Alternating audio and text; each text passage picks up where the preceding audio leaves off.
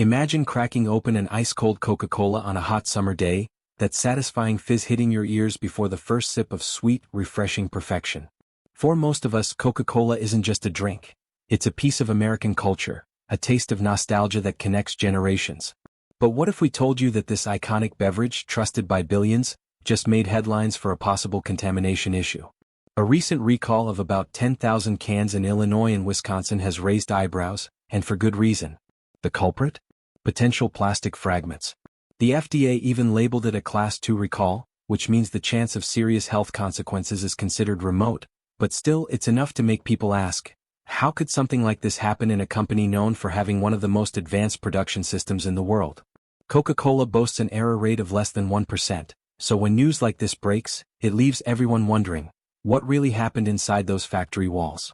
Today we're going behind the scenes to uncover the truth about how Coca-Cola is made, why such recalls occur, and what actually goes on inside those massive bottling plants. And trust me, you might be surprised at just how much science, precision, and technology goes into producing the world's most famous soft drink. Coca-Cola's story began way back in 1886 at a small pharmacy in Atlanta. It wasn't the soda we know today. Originally marketed as a medicinal tonic, it contained extracts of coca leaves and cola nuts, two ingredients that gave the drink its now iconic name. When founder John Pemberton passed away, Asa Candler, a businessman with a sharp eye for marketing, took the reins. Candler made big changes. He removed the cocaine from the recipe, boosted the sugar, and unleashed an aggressive advertising campaign that turned Coca-Cola into a national obsession. Free samples, newspaper ads, branded merchandise, you name it, Candler did it. By World War II, Coca-Cola wasn't just a drink. It was a symbol of home for American soldiers stationed overseas. Wherever the troops went, Coke followed, cementing its status as a global icon. And the rest? Well, it's history. Fast forward to today and Coca-Cola isn't just a beverage. It's a billion-dollar empire selling in over 200 countries, serving up more than 1.9 billion drinks every single day.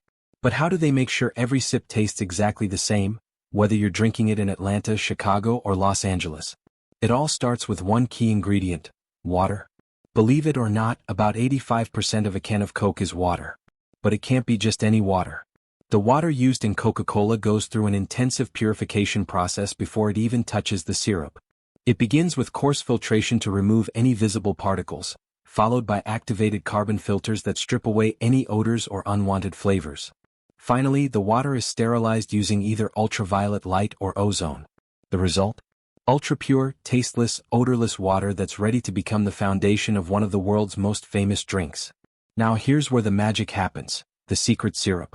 Coca-Cola's base syrup is the key to its signature taste, and its formula is one of the most closely guarded trade secrets on the planet. Only a handful of people in the entire company know the exact recipe. This syrup isn't mixed at the local bottling plants. Instead, it's produced at a secure facility and shipped in sealed containers under strict supervision. Every barrel carries a unique code, and the handling process is monitored at every step to prevent tampering. Once the syrup arrives at the plant, it's fed into a fully automated mixing system. Precision here is non-negotiable. Even the tiniest deviation in the syrup-to-water ratio could alter the flavor, and Coca-Cola's brand promises consistency. Whether it's poured into a can in New York or a bottle in California, it should taste exactly the same. But water and syrup aren't enough. The signature fizz, the thing that makes your Coke sparkle and pop, is carbon dioxide. CO2 is injected during the filling process under high pressure and at cold temperatures to lock in that refreshing carbonation. Timing is everything. Inject the gas too early and it escapes before capping. Too late and the drink goes flat.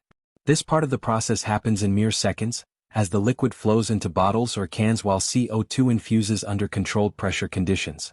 Speaking of bottles, did you know most Coca-Cola bottles aren't pre-made? Instead, they're formed right inside the factory.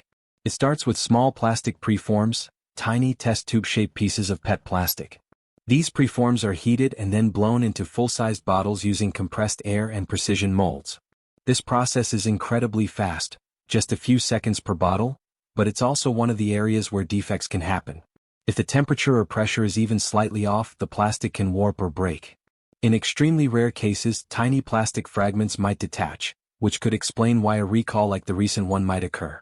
That's why Coca-Cola employs multiple layers of automated inspection systems to catch any irregularities before the bottles move further down the line. After the bottles are formed, they go through a sterilization process to ensure they're 100% clean. Depending on the plant, this might involve a hot water rinse, steam treatment, or ultraviolet light. Only after passing strict sanitation checks do the bottles get filled with the Coca-Cola mixture. Then comes the capping stage, where high-speed machines seal each bottle in a fraction of a second. But the quality control doesn't stop there. Every single bottle or can passes through advanced inspection stations equipped with high-speed cameras, laser sensors, and pressure scanners. These systems check everything from cap alignment to fill levels to internal pressure. If something is even slightly off, the product is immediately removed from the line. From there, the bottles get labeled, dated, and packed into cases before being palletized and loaded onto trucks. Here's a mind-blowing fact. A single Coca-Cola plant can produce between 800 and 1,200 bottles per minute. That's nearly 1 million units per day at just one location. Once loaded onto trucks, those bottles hit distribution centers, grocery stores, vending machines, and, eventually, your refrigerator, often within 24 hours of production. So, why did the recall happen? The truth is, even with some of the world's most advanced technology, zero risk doesn't exist. With billions of bottles produced every year, the margin for error may be microscopic, but it's never zero. Coca-Cola's decision to recall the affected batch, even when the health risk is considered low, shows a commitment to consumer safety above all else. They would rather pull thousands of products off shelves than take a chance with your trust. But the story doesn't end with Coke. The world of fast food and beverages is full of similar challenges, and the next stop on our journey takes us to another American favorite, KFC. Ever wondered how a brand that started as a small roadside diner in Kentucky grew into a global powerhouse serving millions every day? It all began with Harlan Sanders, the man in the white suit who turned fried chicken into a culinary legend. Sanders' breakthrough came when he discovered pressure frying, a method that cooked chicken faster while locking in its crispy coating and juicy interior. His blend of 11 herbs and spices remains one of the most famous trade secrets in the world, right up there with Coca-Cola's formula. Today, KFC operates on a scale Colonel Sanders could never have imagined. But to make sure every piece of chicken tastes just right, quality control starts long before it reaches the fryer. Chickens are sourced from large farms under strict contracts, with every detail, from feed composition to living conditions, carefully regulated. When the birds reach the right age, they're transported to automated processing plants where slaughtering, plucking, and cleaning happen in a closed-loop system designed to maintain safety and hygiene. From there, the chickens are chilled to near-freezing temperatures and moved to processing facilities, where they're broken down into precise cuts: wings, drumsticks, breasts, and fillets. Even the cutting process is a mix of machine precision and human skill, ensuring every piece meets KFC's exacting standards. Once at the restaurant, the real artistry begins. KFC prides itself on cooking fresh, never pre-fried or frozen chicken. Staff hand-bread each piece in a secret flour mix containing that legendary 11 herb and spice blend, then pressure fry it to crispy perfection. Every step is carefully timed and monitored, guaranteeing that iconic crunch and juicy bite we've all come to love. From Coca-Cola's bubbling fizz to KFC's golden crust, these brands are more than just food, they're pieces of American identity, tied to memories, traditions, and everyday moments. And while recalls and supply chain hiccups may grab headlines, the reality is that these companies operate some of the most sophisticated food production systems in the world, balancing speed, consistency, and safety on a scale few can imagine. Have you ever wondered what really goes on behind the scenes of your favorite fast food giants? That crispy piece of KFC chicken, the ice-cold can of Pepsi, or those golden McDonald's fries that you just can't stop eating? How do they all come together with such perfect taste and consistency every single time? Today we're going to take you deep inside the factories and kitchens where these icons are born. You're about to uncover secrets, see precision processes that are almost scientific, and understand why these brands remain legends in the fast food industry. Grab a snack because by the time we're done you might find yourself craving all of them at once. Let's start with that irresistible golden piece of fried chicken from KFC. It all begins long before it hits your plate. Every piece of chicken is carefully prepared to maintain maximum juiciness. First, each piece is dipped into a flavorful marinade designed to lock in moisture and create that signature taste we've loved for decades. But here's the twist. After marination, the chicken isn't just tossed in flour haphazardly. No, it follows a precise breading ritual that's part art and part science. The process is called 7107, and every KFC employee knows this by heart. The steps? Place the chicken in the flour tray, shake it gently exactly 7 times, toss it 10 times, and then shake again 7 times. Fail to follow this and you risk ruining the crunch, causing the breading to fall off, or worse, ending up with soggy chicken that no one wants. This strict method ensures that when the chicken hits the fryer, it comes out perfectly crispy, evenly coated, and packed with flavor. Once breaded, the chicken goes straight into a pressure fryer set to about 185 degrees Celsius, where it fries for 7 to 10 minutes depending on the cut. This isn't your typical deep frying. Pressure frying is a game changer. It cooks the meat from the inside out, locking in natural juices while creating that crunchy golden crust we all crave. Unlike open frying, which can dry out meat or leave uneven spots, pressure frying guarantees that every bite is moist and flavorful. When the timer beeps, the fryer automatically releases the pressure with a dramatic hiss, and the chicken emerges, piping hot and glistening. But it's not served just yet. Each piece is placed on a draining rack to cool for 5 minutes, allowing the steam to escape and the crust to firm up. This step prevents sogginess and ensures that when you bite into that piece of KFC chicken, you get the perfect crunch followed by juicy tenderness. Now, here's a fact that surprises many people. KFC never reuses or reheats fried chicken. Every batch is held for a maximum of 90 minutes. If it's not sold by then, it's thrown out.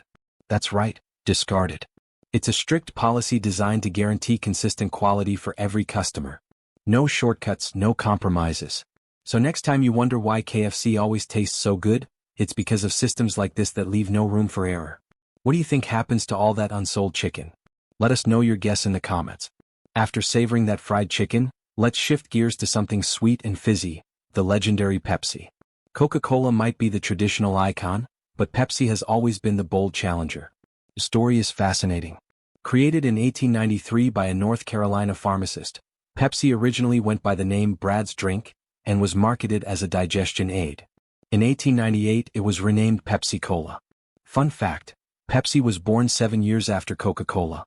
The early years weren't easy, it went bankrupt twice, but instead of giving up, Pepsi reinvented its strategy. Rather than chasing Coca-Cola's image, Pepsi carved its own identity. Bigger bottles for the same price, lower costs, and a youthful, edgy vibe that resonated with the next generation. By the 20th century, Pepsi wasn't just surviving, it was thriving, becoming Coca-Cola's biggest rival. They were pioneers in music-driven advertising, famously signing Michael Jackson for one of the most iconic ad campaigns in history. From sports to pop culture, Pepsi positioned itself as the drink of the young and bold. Today, it's sold in over 200 countries and stands as one of the most recognized beverages on the planet. But what really goes inside a can of Pepsi and how is it made? The process starts with water. But not just any water. The kind you drink straight from your tap isn't good enough for Pepsi. Their factories source water from local systems, then put it through an intense purification process involving multiple steps like coarse filtration, deodorization, and sterilization. The goal? To create water that's absolutely pure, with zero taste, zero odor, and zero minerals. Why? Because even the slightest variation in water composition can change Pepsi's signature flavor. This means whether you're sipping a Pepsi in New York, Tokyo, or Rio, the taste remains the same. Next comes the magic ingredient, the syrup. This is Pepsi's secret weapon, made from sugar, caffeine, caramel coloring, and natural and artificial flavors. The exact formula? A closely guarded secret, just like Coca-Cola's. But there are differences you can taste. Pepsi tends to be sweeter, with a lighter carbonation and a hint of vanilla aftertaste. This syrup is made in specialized facilities, sealed in barrels and shipped to bottling plants. There, it's mixed with the purified water in exact ratios. Even a slight deviation can throw off the flavor, so precision is everything. At this point, the mixture isn't carbonated yet, but it already tastes like Pepsi. Packaging comes next, and hygiene is paramount. Every can, bottle, and glass container is sterilized.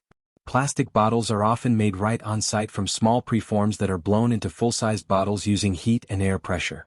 Cans and glass bottles typically arrive pre-made from suppliers. Then comes carbonation, the defining feature of soda. Pepsi injects CO2 into the liquid under carefully controlled pressure and temperature conditions. Too much and it foams over, too little and the drink goes flat. This is why Pepsi has its own carbonation standard, slightly lower than Coca-Cola's, to create a smoother, sweeter experience. Once carbonated, the drink is filled into containers at lightning speed, thousands of bottles or cans per minute.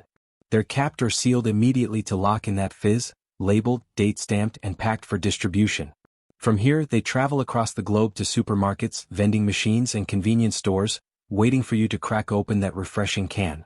The entire process, from water purification to final packaging, is designed for perfection.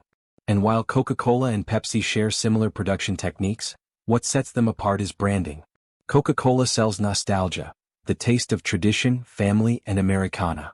Pepsi sells boldness, a young, daring lifestyle tied to music, sports, and pop culture. Which one do you prefer? Let us know in the comments. Team Coke or Team Pepsi? Now let's move to a different legend, McDonald's French fries. Simple, right? Just potatoes, oil, and salt? Not even close. French fries are the unsung hero of McDonald's menu, the most ordered item, even more than burgers. Every year, McDonald's goes through more than 9 million tons of potatoes. But why are their fries so addictive? It starts in massive potato fields across the US and Canada. McDonald's doesn't use just any potatoes. They rely on specific varieties like Russet Burbank and Ranger Russet. These potatoes are long, firm, and have the perfect starch-to-moisture ratio for crispy exteriors and fluffy interiors. Harvest season is a race against time. Machines dig up the potatoes, which are quickly sorted in the field and sent to processing plants within hours to preserve freshness. At the plant, potatoes undergo strict quality checks. Those too small, too short, or damaged are eliminated. The chosen ones are cleaned, peeled, and then sliced using high-speed cutters. The slices are pushed through water pressure systems that cut them into perfectly uniform sticks. The secret to those consistent fries we all know and love. After cutting, they're rinsed to remove excess starch, which would otherwise make them stick together and ruin that signature crispness. Next, the fries are blanched in hot water for a few minutes to soften the inside and stabilize their shape. After that, they're dried and given a quick dip in hot oil, a process called par-frying. This creates a thin outer layer that locks in moisture, ensuring the fries stay crispy after freezing and refrying later. But here's the kicker. At this stage, they're not fully cooked. They're cooled, flash frozen at around -18 degrees Celsius, and packed into large bags before being shipped worldwide.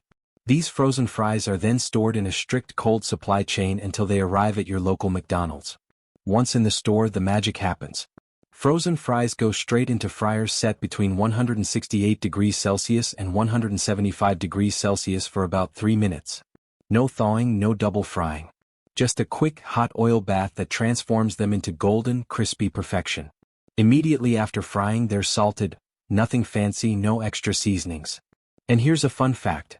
McDonald's fries are served as soon as possible, ideally within 7 minutes after cooking. If they sit too long, they lose their crispiness and are tossed out. No shortcuts, no reheating. That's why they taste fresh every time. Think about it. A single McDonald's fry has traveled thousands of miles, gone through multiple processes, and survived rigorous quality checks just to land in your hand, piping hot and perfectly salted. And that's the beauty of modern food production. The familiar made extraordinary through precision, consistency, and technology. So now you know the secrets behind KFC chicken, Pepsi, and McDonald's fries. They may seem simple, but behind every bite and sip is an intricate system of processes designed to guarantee perfection. From marinating chicken with military precision to creating purified water for soda, and turning humble potatoes into global icons, these brands operate like well-oiled machines. And the competition? Fierce as ever. Coca-Cola versus Pepsi, KFC versus McDonald's. These rivalries have shaped what we eat and drink for over a century, and the race isn't slowing down anytime soon. Which one is your favorite? Are you a Coca-Cola traditionalist or a Pepsi fan?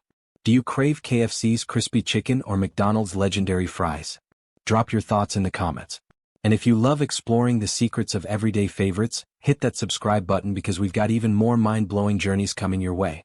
Trust us, you'll never look at fast food the same way again.